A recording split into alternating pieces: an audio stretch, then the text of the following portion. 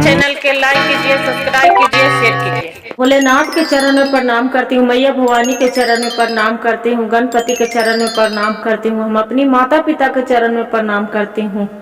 मेरा प्रणाम स्वीकार हो प्रभु, मेरा प्रणाम स्वीकार हो। सभी देव देवी के चरण में प्रणाम करती हूँ, मेरा प्रणाम स्वीकार हो प्रभु, मेरा प्रणाम स्वीकार।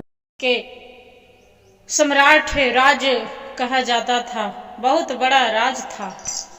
जमाने की बात है गुरु बहन, कहा जाता था कि राजा विक्रमादित्य के अपने ही पत्नी के साथ कुछ बात पर बहस हो रहा था।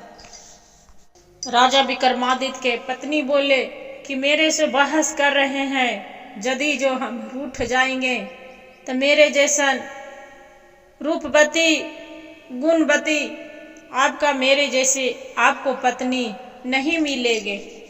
विक्रमादित्य ने बोले अपनी पत्नी से कि ज्यादा ऐठो नहीं, आपसे भी गुणवती रूपवती हम लेके आ जाएंगे, जैसे बड़े बड़े अफसरे भी उसका सामने नहीं कर सकते हैं।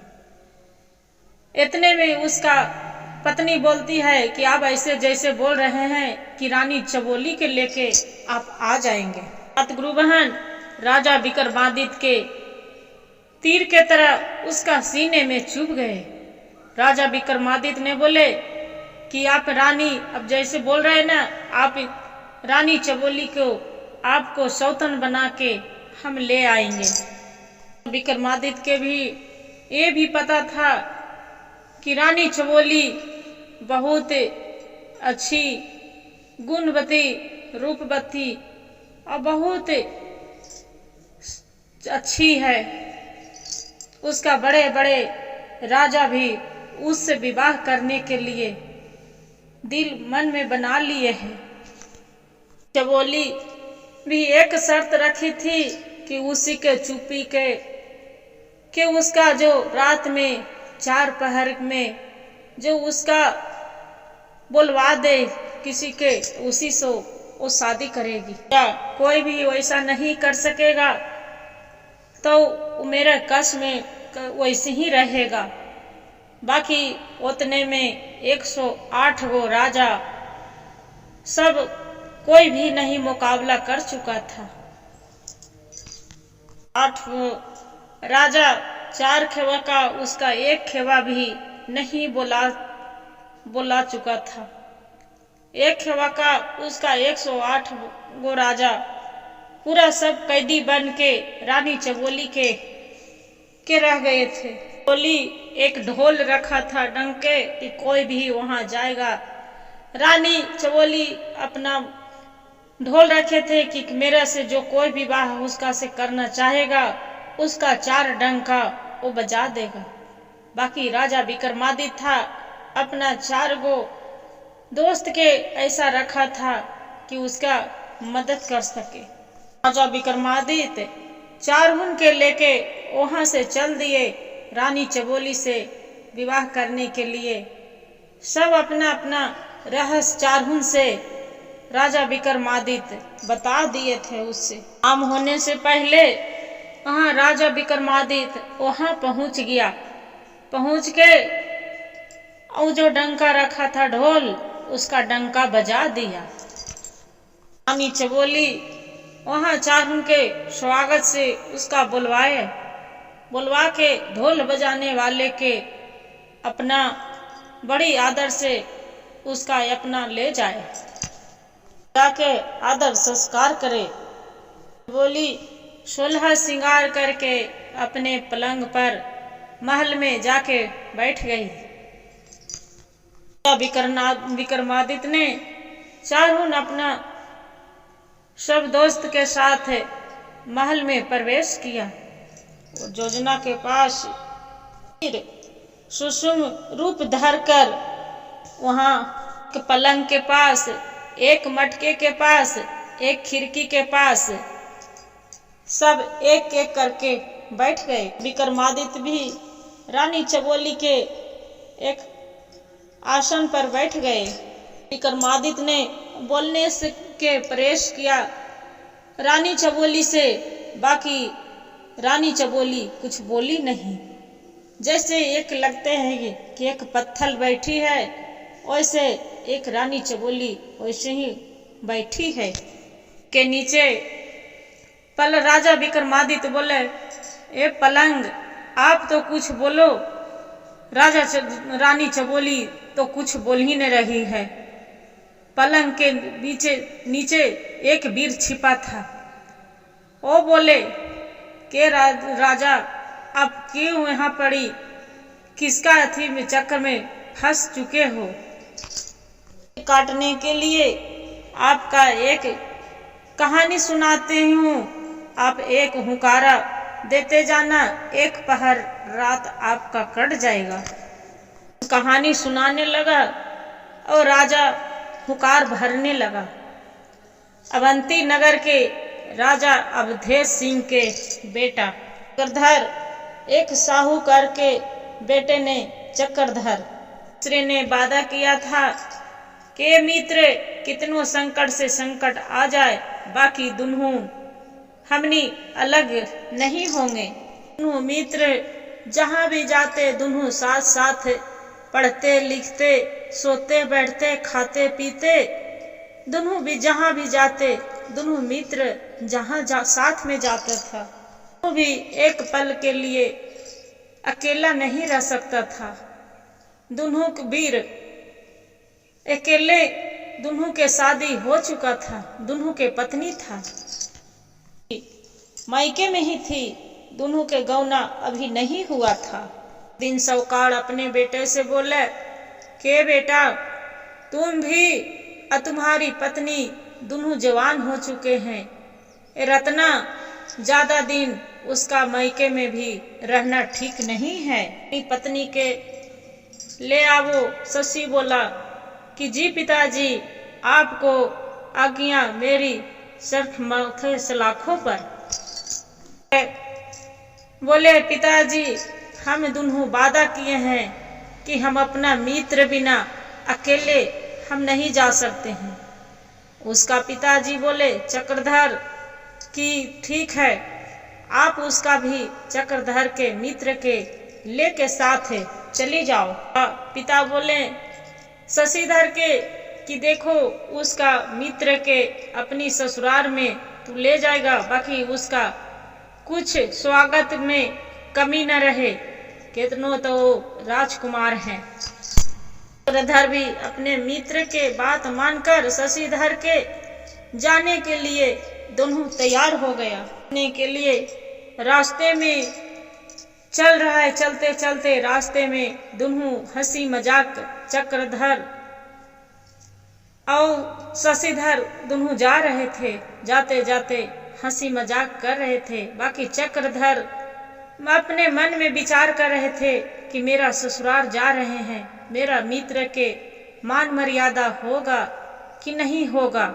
जाते चलते चलते चलते मन में विचार करते ये लग रहा था उसका कि मेरे मित्र के चक्रधर के कि मान मर्यादा होगा कि नहीं होगा। उसका हिसाब से राजकुमार चक्रधर के कैसे मान मर्यादा होगा, मन में विचार करते वहां से चल रहे हैं गुरु बहन। देखिए भगवान भोलेनाथ की कृपा। राजकुमार चक्रधर चलते नाराज न हो जाए, वहां से पता लगा चलते चलते एक रास्ते में देवी माँ के मंदिर मिला। उसका पता लगा कि यहाँ जो देवी माता के मंदिर में मांगेंगे तो मिल जाएगा, जिसका बच्चे नहीं है उसका बच्चे मिल जाता है। जो भी कुछ मनीता मांगो, धन संपत्ति कुछ भी मांगते हैं यहाँ मिल जाता है। वहाँ रास्ते में देवी माँ से मांगे कि हे देवी माता, मेरा जो ससुराल में मेरा मित्र के मान मर्यादा अच्छा भाव संस्कार होगा तो ये अपना शीश काट के आपको चरण में चढ़ा देंगे। धर के पता चला तो उसका लग रहा था कि मेरा ससुराल में इसका क्या होगा। माता रानी के विनती कर रहे हैं कि हे माता रानी, आप तो बहुत दयालु हैं, जिसका बच्चे नहीं रहते उसका बच्चे देते हैं, कोढ़िया के कया देते हैं। जिसका बर नहीं, शादी नहीं होता है उसका बर दे देते हैं। सब चीज उसका बहुत पता लगा। उसका चक्रधर बोले कि हे देवी माता, जो मेरा दोस्त के मेरा ससुराल में भाव संस्कार होगा, अच्छा होगा, मान मर्यादा, तो लौटते वक्त आपको चरण में हम शीश काट के चढ़ा देंगे। चक्रधर के बहुत बहुत बड़े बड़े दुकानें था, उसका विदेश तक पूरा उसका बिजनेस था। उसका साथ बहुत डील वाले भी थे, उसका कोई चीज के कमी नहीं था। सौकार के ससुराल वाला थे तो देखे कि शशिधर के और चक्रधर के दोनों मान मर्यादा स्वागत बहुत ऐसा किया। चक्रधर सोचते हैं कि ऐसा मान मर्यादा कभी तो हम ऐसा आज तक जीवन में नहीं देखे थे। 10 दिन तक दोनों ससुराल बिताए। इनके बाद शशिधर के उसका ससुराल वालों ने अपना उसका पत्नी के रत्ना के बहुत कैला से विदा कर दिया। चक्रधर वहां से दोनों चल पड़े। चक्रधर इतना इसका मित्र के ससुराल देखकर, शशिधर के ससुराल के देख के बहुत जाके चलते चलते रास्ते में उसका बहुत अप्रसन्नता कर रहा था, बहुत उसका खुश लग रहा था, दिल आनंद लग रहा था कि ऐसा मान मर्यादा ऐसा तो कभी नहीं देखे थे जितना आपका ससुराल में मान मर्यादा हुआ। वहां करते करते तीनों चल रहे हैं, बात करते करते। धर ने कहा चक्रधर के कि हे दोस्त, आप यहीं रुको, हम आते हैं देवी माता के मंदिर में दर्शन करके। चक्रधर बोले कि दोस्त, हम भी साथ में तुम्ही को साथ चलती हूँ। उतना सुनकर चक्रधर के बात सुनकर रत्ना भी बोलती है उसका पत्नी शशिधर के कि हम भी साथ में चलते हैं, हम तीनों देवी माँ के दर्शन करेंगे। पर बोले नहीं, हम अकेले इस बार अकेले ही देवी माता के दर्शन करने के लिए मांगी थी कि इस बार हम अकेले दर्शन करेंगे, मेरे साथ कोई नहीं रहेगा, इसीलिए अकेले जाके देवी माँ के हम दर्शन करेंगे। पर बोले शशिधर के कि ठीक है मित्र, आप चली जाइए, बाकी हाँ मंदिर से आप जल्दी आना। इतने में शशिधर अपना सिर हिलाकर और वहां पड़ी मंदिर में दर्शन करने के लिए चला गया। दर्शन करने गया, शशिधर अपना म्यानी से तलवार निकालकर अपना सिर काट के और देवी माता भी चरणों में अर्पित कर दिया। और वहां से जो वापस नहीं आया, बहुत देर हो गया।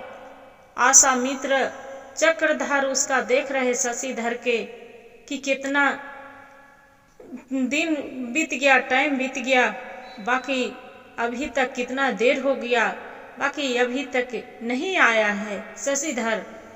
उसका चक्रधर बोले भाभी, ये तो मेरा मित्र अभी शशिधर नहीं आया है। ये बोले चक्रधर कि भाभी आप यहीं रुकिए, हम आप रहे हैं शशिधर के मंदिर में देख के।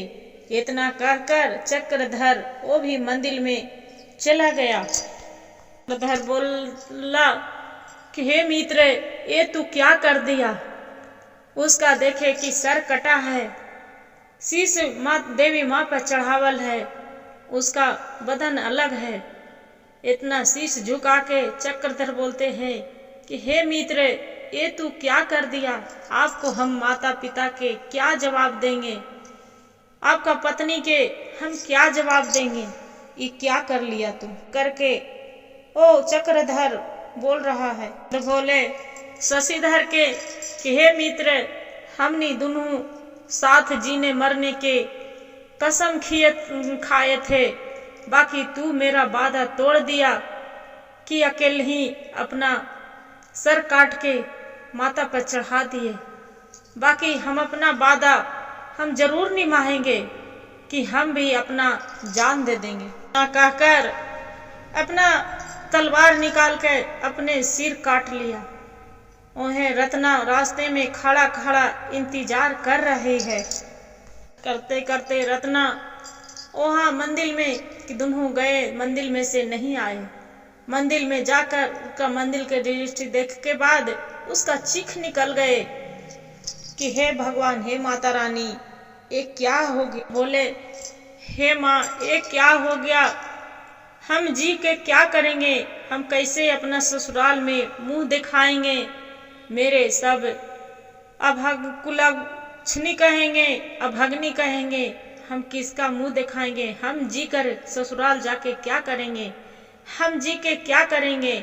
इतना कहकर माता रानी के विनती कर कर गुरु बहन देखिए वो अपना तलवार उठा लिए। उठा के अब अपना सिर काटने के लिए जैसे ही तलवार उठाया रत्ना ने अपनी काटने के लिए, देवी माँ प्रकट होके उसका हाथ पकड़ लिए। रत्ना बोली, हे देवी माँ, आप तो मेरा पति के और उनको मित्र के दोनों के तो बलि ले ही लिए हैं, दोनों को तो अपना बलिदान करने के लिए नहीं रोके। माँ, आप मेरे क्यों रोक रहे हैं, मैं रुक के क्या करेंगे। मैंने बोले कि आपको पति के भष्टी उसका अब आपको भक्ति से, अब आपको पति के मित्र को भक्ति से बहुत हम प्रसन्न हैं,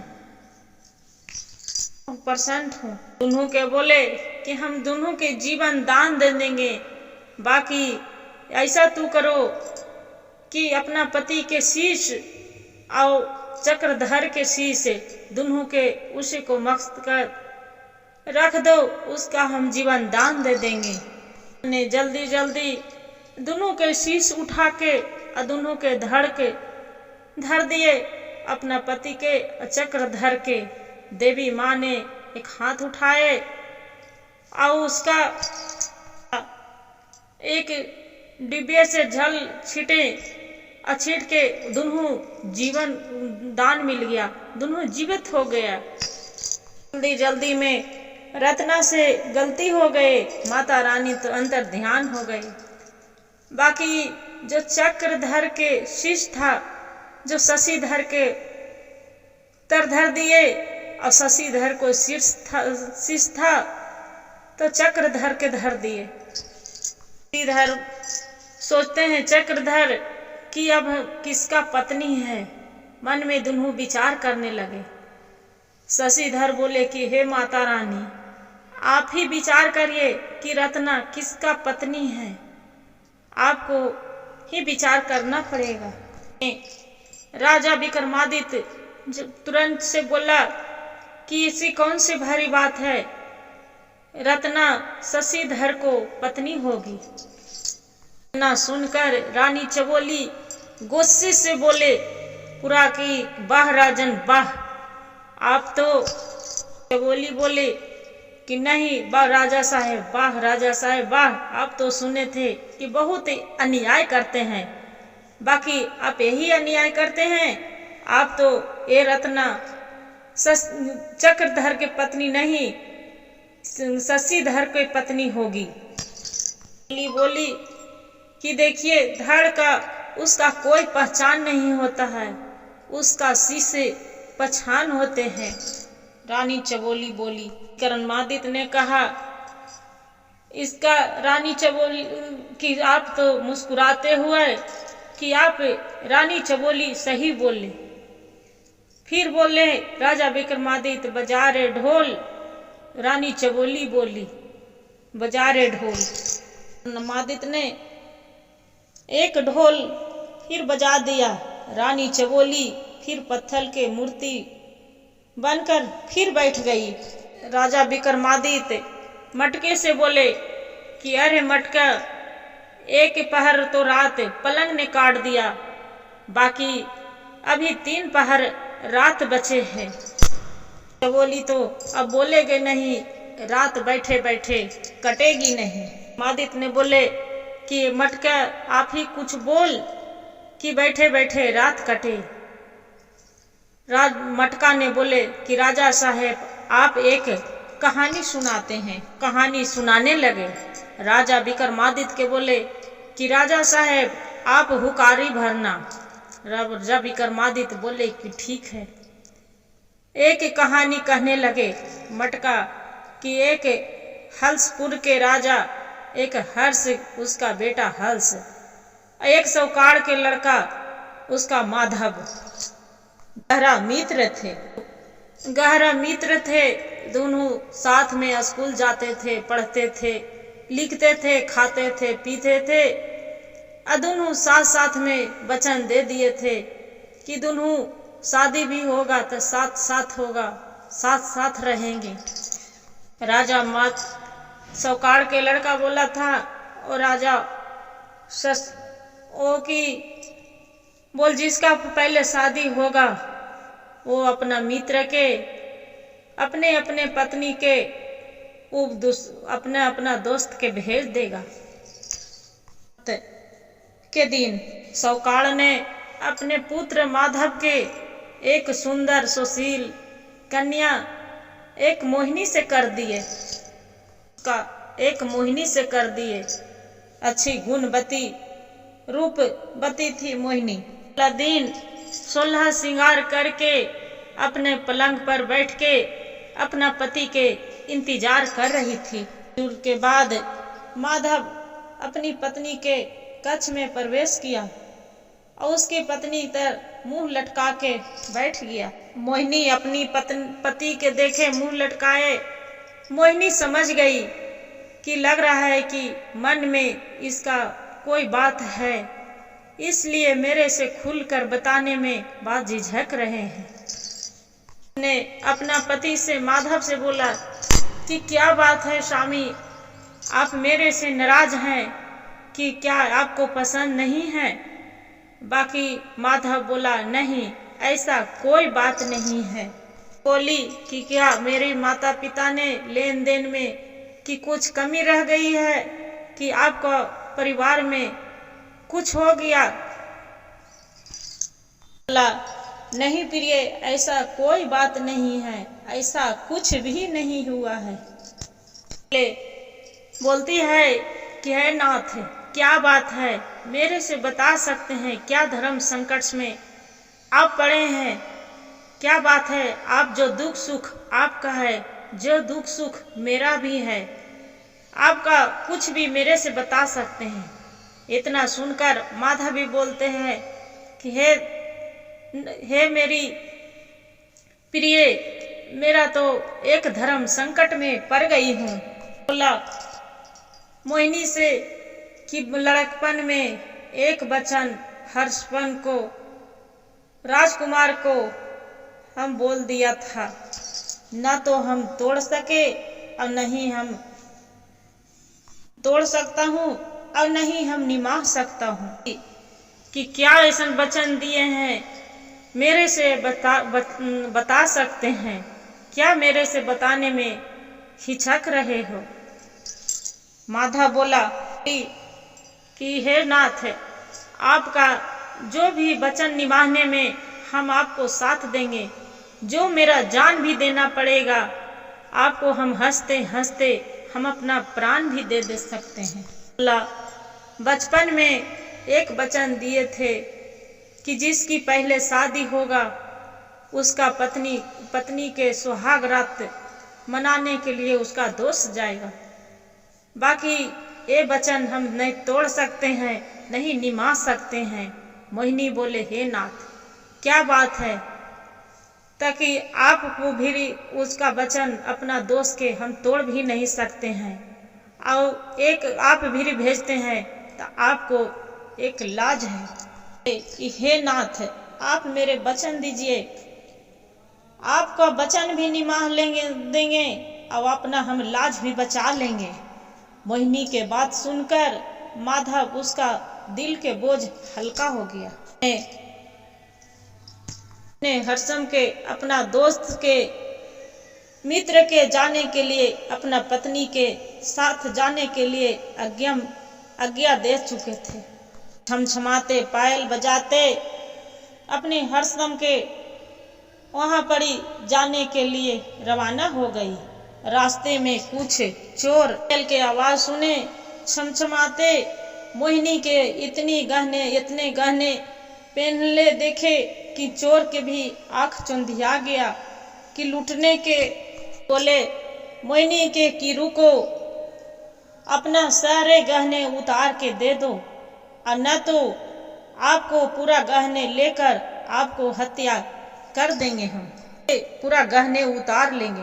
बोली हाथ जोड़ के कि अभी छोड़ दीजिए, अभी किसी कार्यालय के अवस्था के लिए हम जा रहे हैं। ने बोला आपको क्या भरोसा कि आप आकर आप पूरा गहने देगी कि नहीं देगी? आप एक काम करो, अपना सिपाहियों के साथ ले आओ। ने बोले कि जो बाद में आप पूरा गहने दे दोगे तभी क्यों नहीं देंगे, अभी दे दो। मोहिनी बोली कि हम अपना पति के इस वचन निभाने जा रही हूँ कि बदन पर मेरा गहना होना आवश्यक है। बोली कि आपको हम वचन देती हूँ कि आपको वचन देते हुए कि हम अपना वचन आपको वहाँ वचन निभाते हुए आपको हम आके अपने गहने उतार के जरूर दे दूंगी। और ने सभी सलाह किए कि यदि अभी हम इसका वापस जाने देते हैं, यदि जो वहाँ फिर आ जाएगी वापस तो इसका सारी गहने हम लूट के लेंगे। कि दूसरे चोर बोला कि ठीक है, अभी आपको हम जाने देते हैं।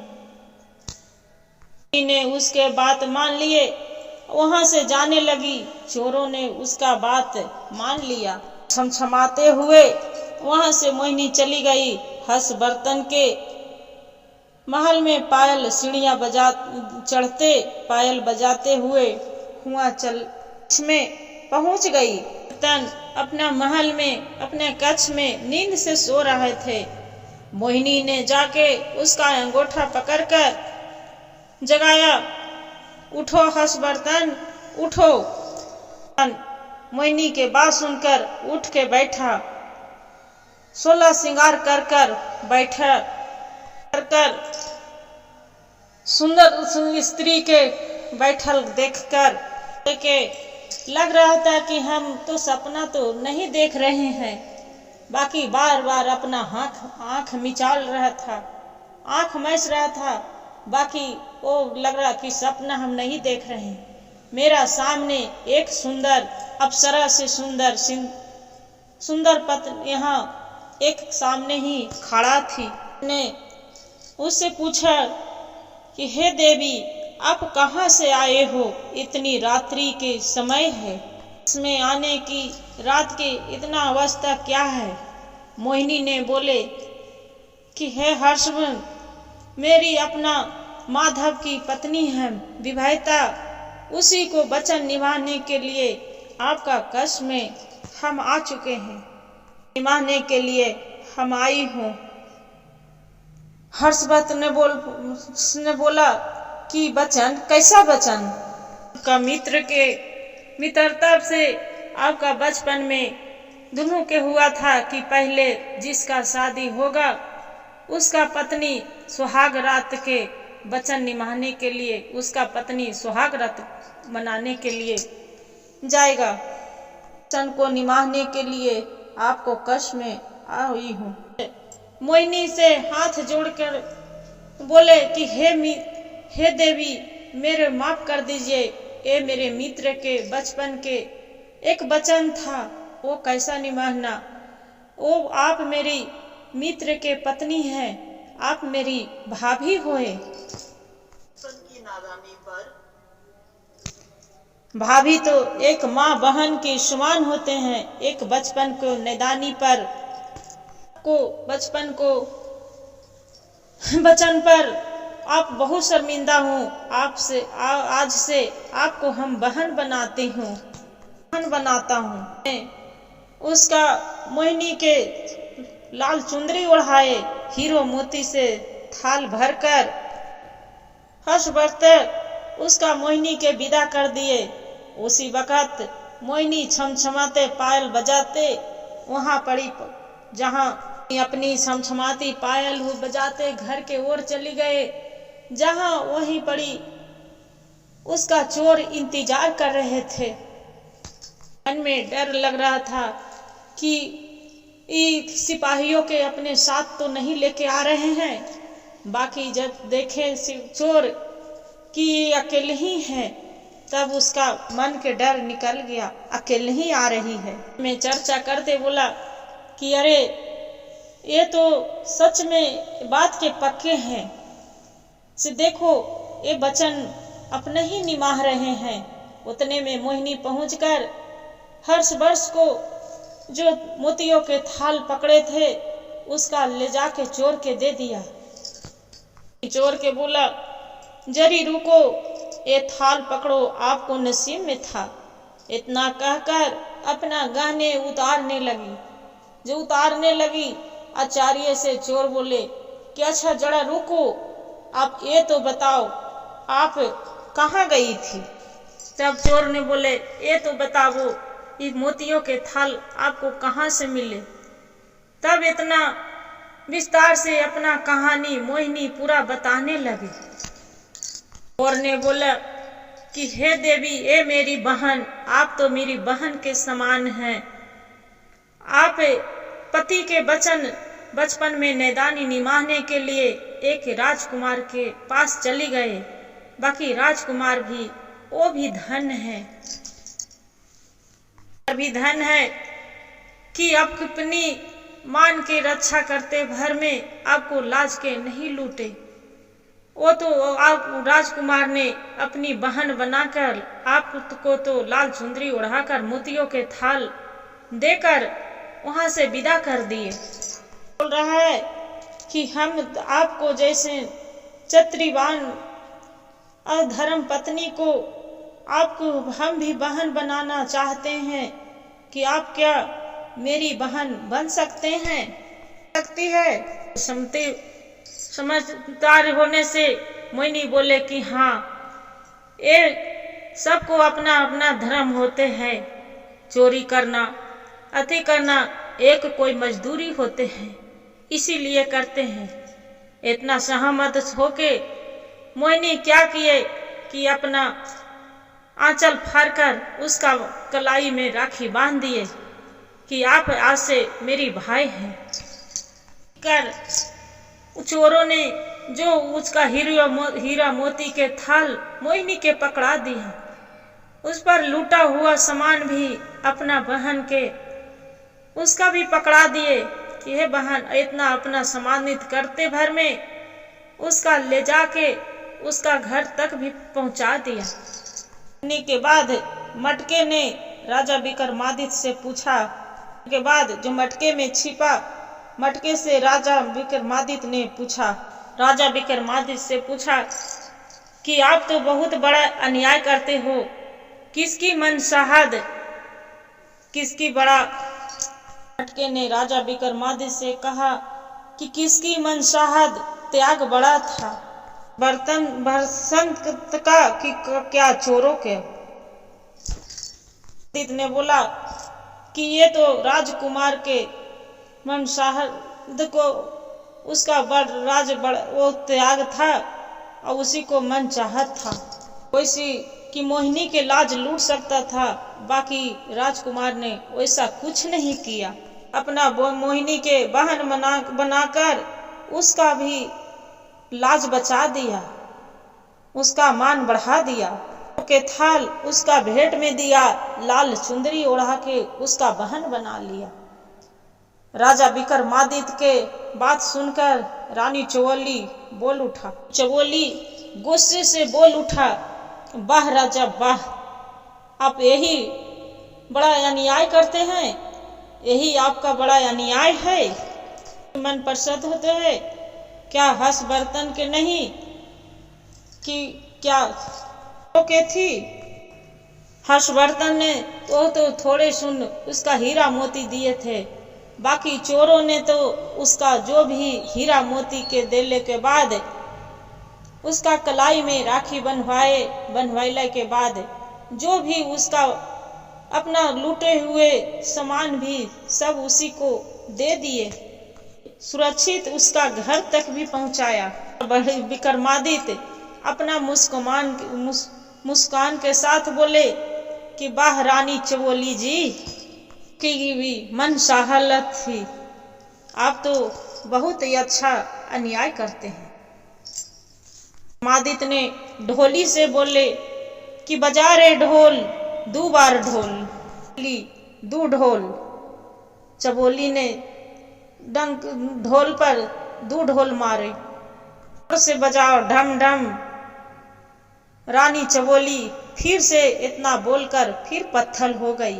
विक्रमादित्य खिड़की के देखते हुए बोले कि अरे खिड़की, अब तू भी तो कुछ बोल, दोपहर तो रात कट गया, अब रानी चबोली तो कुछ बोलेगी नहीं, दोपहर रात है, अभी रात तो कुछ कटना न चाहिए। तब खिड़की ने बोले, तर बैठे वीर ने बोला कि ठीक है राजा, आपका हुक्म सलाखों पर। तर बैठे वीर ने कहानी सुनाना ने शुरू कर दिए। राजा विक्रमादित्य ने जोर जोर से हुंकारा भरने लगे। ये बहुत पहले के बात है कि एक काशीगढ़ में एक ब्राह्मण रहा करते थे। उसका एक गढ़ में एक काशीनाथ ने एक कश्यपगढ़ में एक ब्राह्मण रहा करता था और एक बंशीधर रहा करते थे। मित्र ने दोनों साथ रहा करता था। पहले तो गौना नहीं हुआ था, पहले जवान होने पर दोनों के अपना अपना मित्र दोनों साथ। इधर ने अपना लाने के लिए दोनों अपना अपना पत्नी के लाने के लिए अपना नाई को भी ले चला था। जगह पहुंच गए कि दोनों के ससुराल जाने के रास्ता अलग अलग था, अलग अलग जाना था, अलग अलग मार्ग पर ये दोनों ने तय किए कि वहां से दोनों अलग अलग जाना ही है। दोनों वादा किया था कि आते वक्त दोनों इसी जगह पर दोनों साथ मिलेंगे। ना तय करके दोनों अपन अपन मार्ग पर चल दिए कि जे पहले पहुंचेगा यहाँ पर ही रुकेगा। इतना वचन निभाते करते हुए दोनों अपना अपना ससुराल के ओर चल दिए। देर के बाद अपने नाई के साथ बंशीधर अपना ससुराल पहुंच गया। धर के देखकर अपना नाई के साथ के एक बुजुर्ग महिला ने, बूढ़ी ने बोले कि अरे अरे छोरियो, यहाँ पड़ी देखो, बंसी के साथ एक नाई भी आया है, उसका बढ़िया से स्वागत करो, अच्छे के खाने पीने पर ध्यान रखो। जो अमीनका के ससुराल जाकर हमारी बेटी के जाके उल्टी सीधी बातें करेगा, इसलिए उसका बढ़िया से खातिरदारी करना, स्वागत करना, अच्छे से खाने पीने पर ध्यान रखना। उसका अपना बच्चे को समझाती थी। बोले मेरी बेटी अमीनका के ससुराल में जैसे इसका नाव के मान मर्यादा होगा, वहां जाके मेरी नाम खिलेगा कि अमीनका के मैके में सब बहुत ही अच्छे हैं। अब क्या सब कोई घर परिवार थे, सब नाव के पूरा मान मर्यादा बहुत ध्यान से पूर्वक से करने लगे। भाई को कोई पूछे न पूछे, बाकी नाई के ध्यान खूब रखने लगे। खिलाना हो, चाहे पंखा झेलना हो, चाहे बिस्तर लगाना हो, चाहे कोई भी काम करना है, पहले नाई के होता था। जमाई राजा के कोई पूछे और चाहे मत पूछे। इतना देखकर बंसी थे मन में मन खूब चिढ़ रहे थे। और नाई था तो वो अपना मोछों पर ताव दे रहे थे कि यहाँ तो और रहने की मन करता है, पूरा अच्छा लग रहा है। बाकी कुछ दिन के बाद बंसीधर जाने के लिए अपना घर के प्रोग्राम बनाया। 4 दिन के बाद बंसी के साथ अमीनका को, उसको साथ अपनी बेटी अमीनका को विदा कर दिया। एक घोड़े सवारी पर उसका ढेर मनी अन्न धन संपत्ति भी जो भी दिया देकर अपना बेटी के विदाई कर दिए। वहां से गाड़ी में बैठकर बंसीधर, अमीनका और नाई तीनों अपना घर के लिए वहां चल दिए। बंसीधर के ससुराल को खूब बड़ाई कर रहा था कि अपना जमाई के साथ ज्यादा मेरा मान मर्यादा खूब किया। बाकी इतना सुन सुन के बंसीधर के मन में बहुत क्रोध आ रहा था, अंदर से चिढ़ रहा था। बंसीधर सुन सुन के इतना गुस्सा हुआ जैसे तारा के लहर कपार चढ़ रहे, वैसी गुस्सा के मारे तल तल करके अपनी पत्नी के और नाई के रास्ते में छोड़ के बंसीधर वहां चला गया, रास्ते में चल दिया। अमीनका क्या करती, रास्ते में जो छोड़ दिया बंसीधर उसका, तब क्या किए कि घोड़ा गाड़ी बैठ के अपने मैके जाने के लिए रास्ता रवाना कर दी। जो रास्ता रवाना कर दी, रास्ते में एक चलते चलते एक माली के घर था।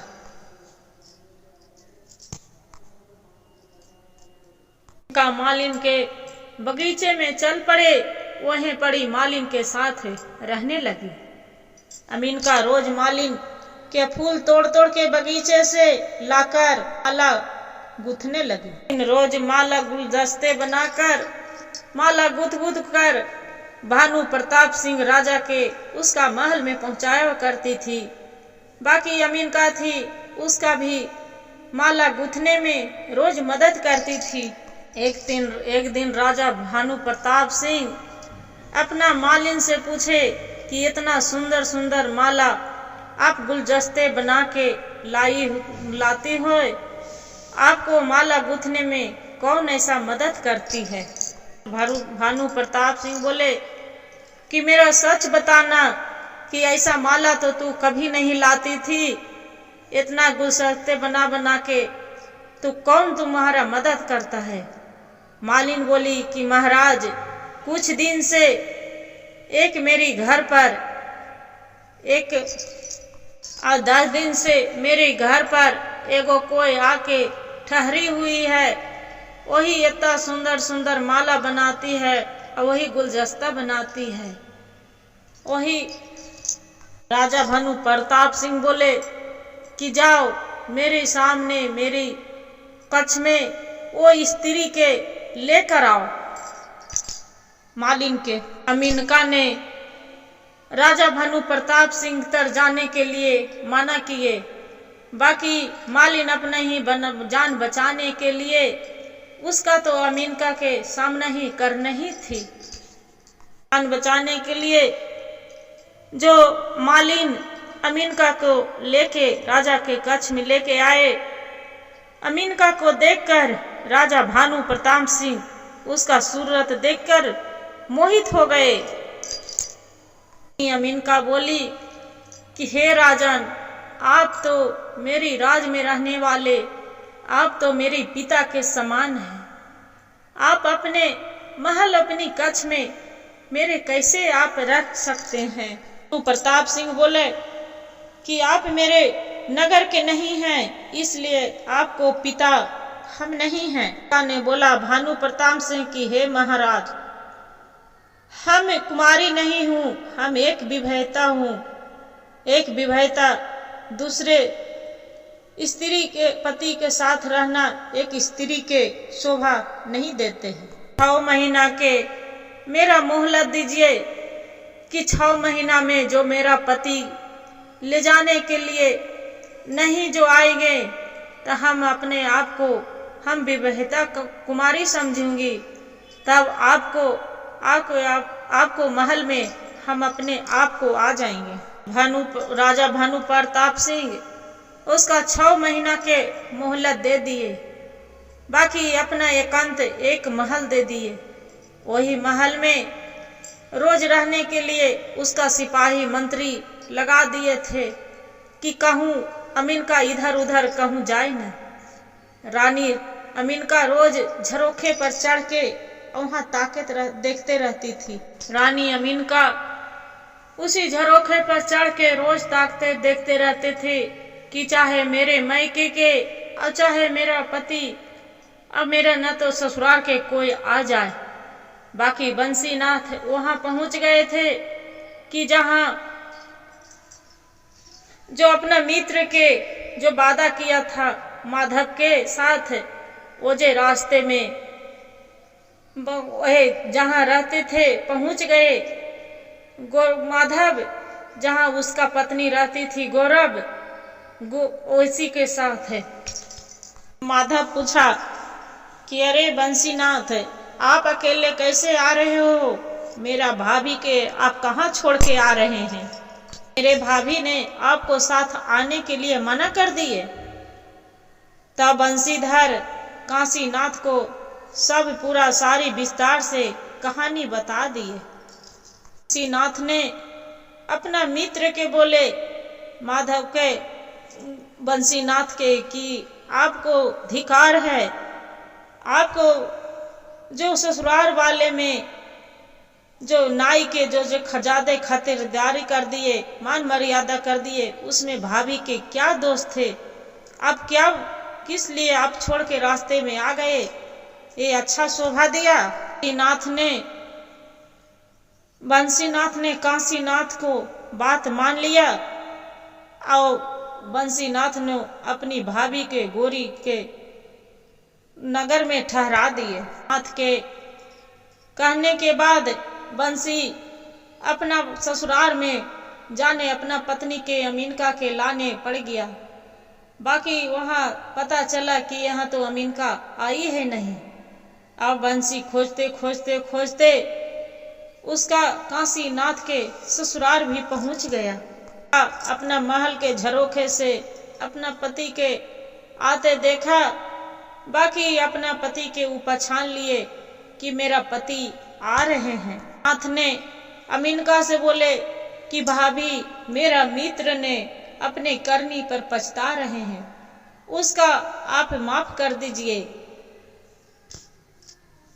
नाथ ने कहा भाभी, अपने करनी पर वो शर्मिंदा है, मेरे साथ आप घर चलिए। तब अमीनका ने बोली, अमीनका जाके अपना तीनों जाके राजा भानु प्रताप सिंह के जाके बोले कि हे राजा, मेरे पति मेरा ले जाने के लिए आ गए, आप मेरे जाने दीजिए। राजा भानु प्रताप सिंह वो अपने आज्ञा के पालन किए, रानी अमीनका के वहां से जाने दिए।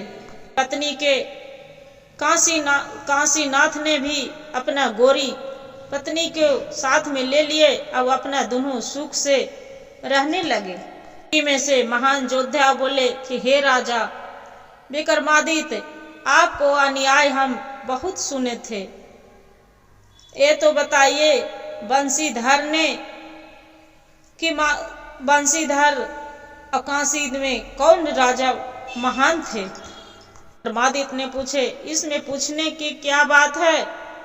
ये महानता तो बंसी के थे कि अपने त्यागे हुए पत्नी के अपने फिर अपना लिए। ना बात सुन के रानी चबोली के पूरा तन में आग लग गया, गुस्से के फायर हो गया। बोलते हैं कि अरे धर्मी राजा, आप यही तो अन्याय करते हैं। ये तो बताइए बंसीधर के ये अन्याय अपना पत्नी के जो रास्ते में छोड़ दिया, वो कोई अच्छा अन्याय किया, बढ़िया किया? ऐसी महानता थी, अपने निर्दोष पत्नी के वो रास्ते छोड़ दिए। तो काशी नाथ के कहने पर अपना पत्नी के अपनाने के लिए तैयार हुआ था। महानता तो अमीनका के थी कि अपना निर्दोष होने के अपना पति के इंतजार कर रही थी। अमीनका के वो रानी बनने के लिए ये पूरा उसका धर्म था, बाकी वैसा वो नहीं किया। बाकी अपना पति पर वो अपने वचन पर अड़े रहे।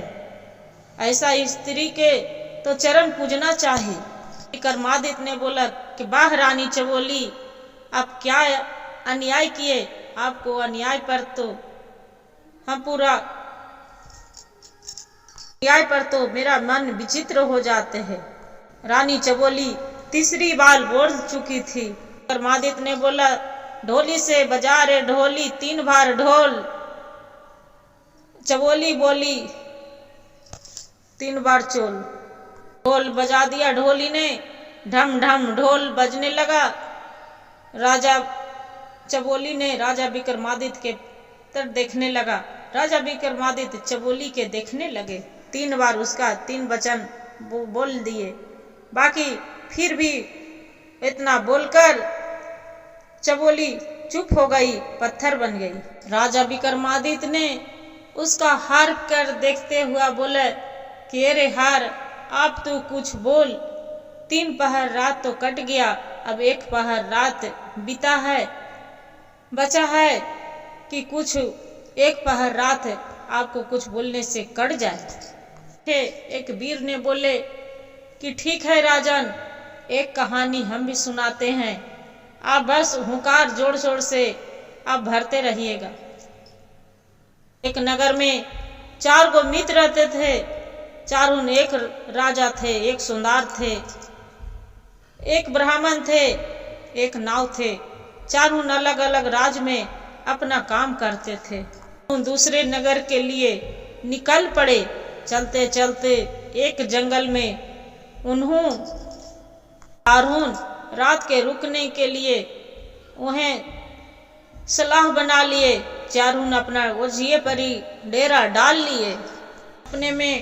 अपने अपने सलाह किए कि हमनी चारों ने खेवा जो सो जाएंगे तो हमनी के सामान चोरी न कोई चुरा के न ले जाएंगे, इसलिए 1 पहर रात चारों जगेंगे।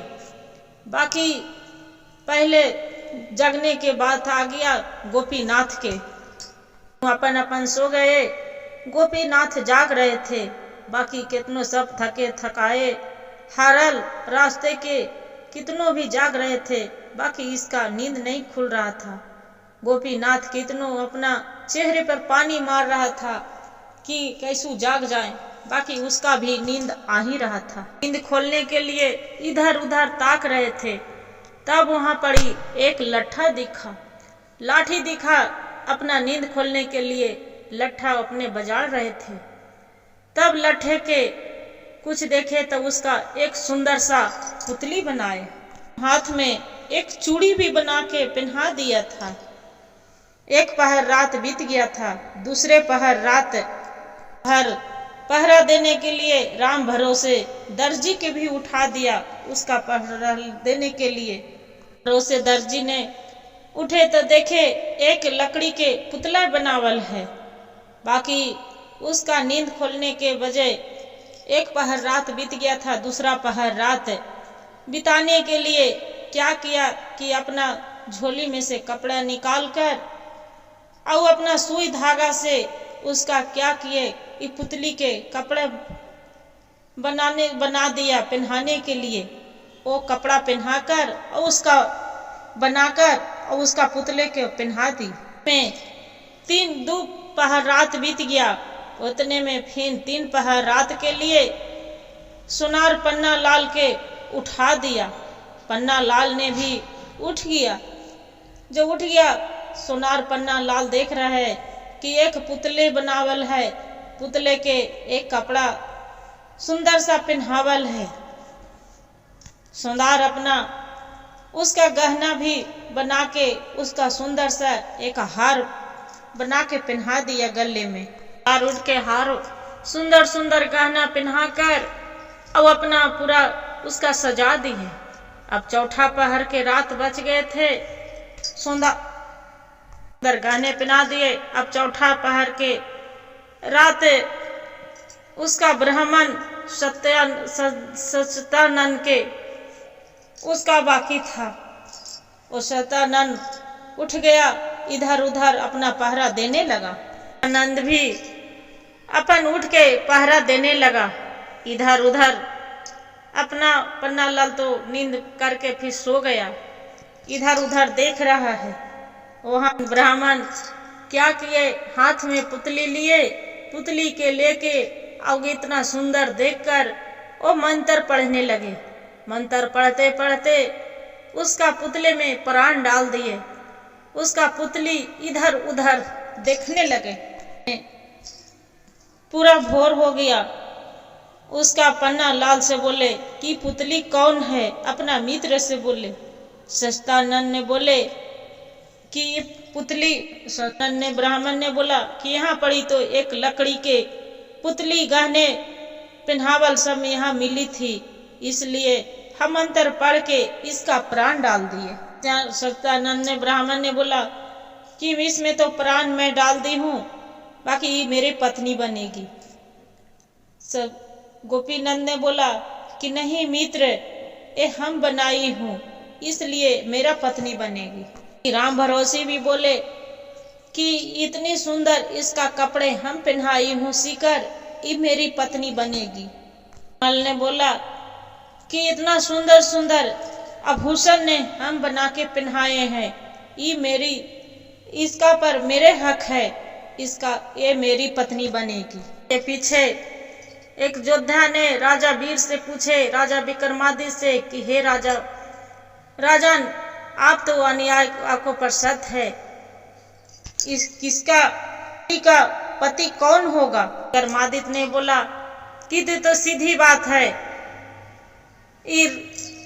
ब्राह्मण सच्चिदानंद ने वो जो किया पुतली बना प्राण डाले, पत्नी तो उसी को बनेंगे।